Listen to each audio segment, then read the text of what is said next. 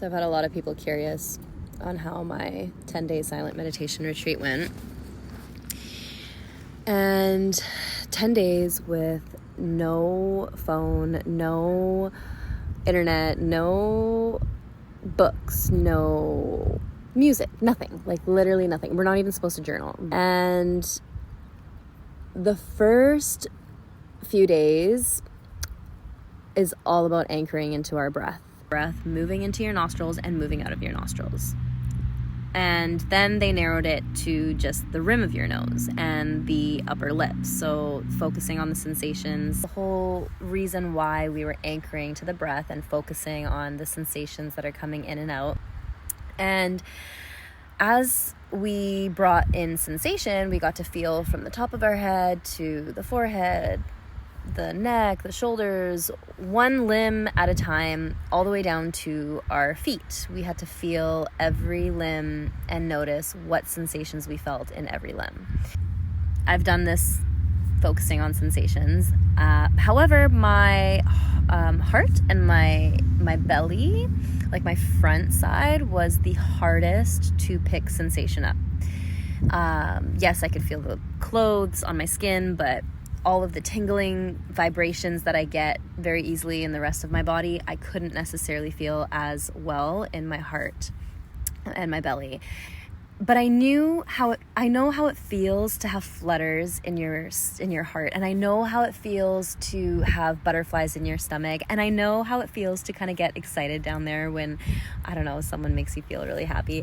And so then I started recreating those sensations in my heart, my belly. As I began to experiment, I would begin to bring the sensation of heart flutters on whim, like just by bringing that feeling, like the moment that I felt that in my life, I would bring it in and I would feel it in my heart. I used to love Speech Fest in high school, and so I would bring myself back to, like, you know, the flutters that you would get, the nervous little flutters in your belly, and I could recreate that in my belly.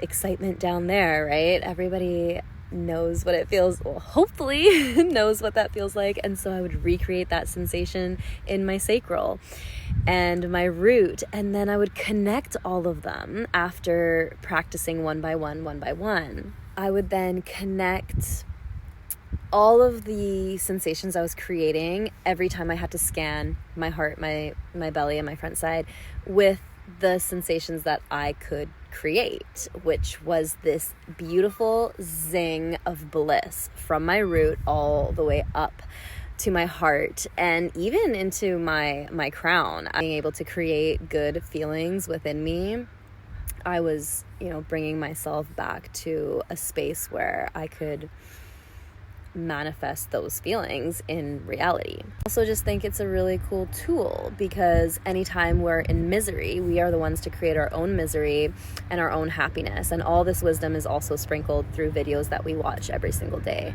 So if we're ever in misery, if I could take myself back to the anchoring with breath, feeling sensations, and then recreating those sensations within me, I pull myself away from the outside world and whatever's creating misery for me. But actually, we think that the outside world is creating misery for us, but it's really stemming from within.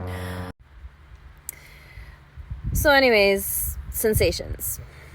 The practice anchors you to your breath and brings you back to sensations. And we weren't supposed to move. Like, you're in the same position the entire hour you're meditating. And if you feel pain in your body, it's a matter of looking at the pain differently, because pain is also just another sensation. But we correlate pain as hurt and painful, even though it is just another sensation. And the body is only giving us these sensations because it's trying to communicate with us. And so the deeper we can communicate with how our body responds, the deeper we can get to know ourselves.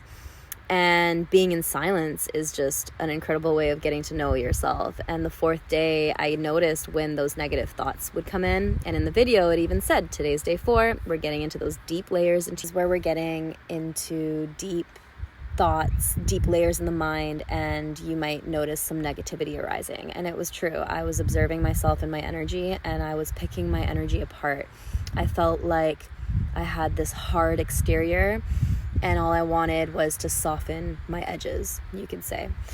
And compassion came through for me. I was like, okay, I need to stop thinking about what, like, these negative thoughts, and just have compassion for the way I am and who I am.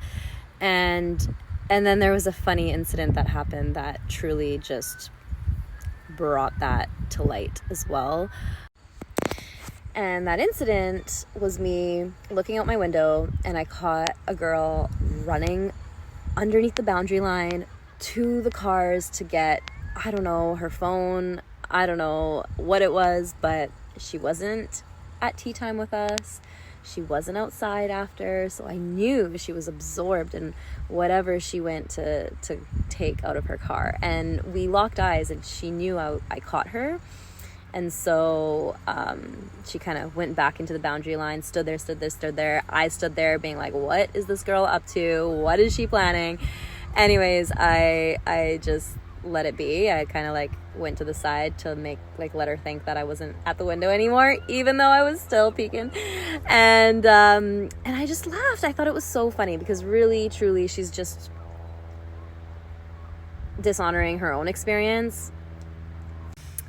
I don't know, I just couldn't get it on my head. So anyways, I talked to the teacher, and he's like, it's unfortunate that they had to disrupt your experience and their own, but all we can do is have compassion for this person. That's the best thing we can do.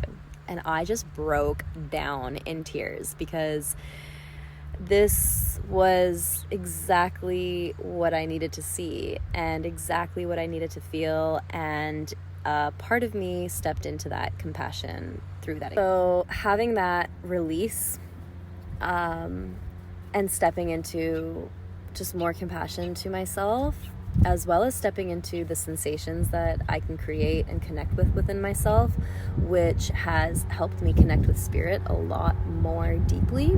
It was a very amazing journey. It's not easy. Out of 11 women, 8 women stayed till the end, and out of 11 men, 6 men stayed till the end. However, it is the most profound journey to get to know yourself, and it was exactly what I needed at the right time. It's funny because I hear from a lot of people, oh, I could never do that. I could never spend 10 days in silent, and I could never. And even teaching a yoga class, asking, oh, have you done yoga? Oh, it's too slow. Like, I like the fast-paced classes that keep my mind busy. And that's the fucking thing, is everyone's trying to keep themselves so fucking busy that you're losing the whole reason why we're here, and you're living this robot life when there's just so much more depth to it. And when we can sift through the busyness, that's when we discover our true selves and the knowledge that we are connected to, our inner truth, the truth of consciousness, because everything on the outside here is just trying to distract us from it. So take that in. For anyone who could resonate with what I just said, thinking that they could never do those things, I want you to ask yourself why. Why can't you do those things? And then dig even deeper and ask why. Where did that come from? Where did the stories that you tell yourself come from? And where does all the busyness in your mind stem from? And why is your mind so busy? And what are the tools to gain control of it? This is just what I'm passionate about. This is what I teach. This is what I do. This is how I live my life. I preach how I live, and that's my life's work. And if you need guidance, I'm here for you, and come to my retreat. So I would definitely recommend Vipassana, because it is very profound. They give you pieces of wisdom that helps you understand the universal laws, which I'm so passionate about. And come to my retreat in Peru. I will give you all the medicine that I've used for my journey, and I will share it with you, and you will just get a little taste.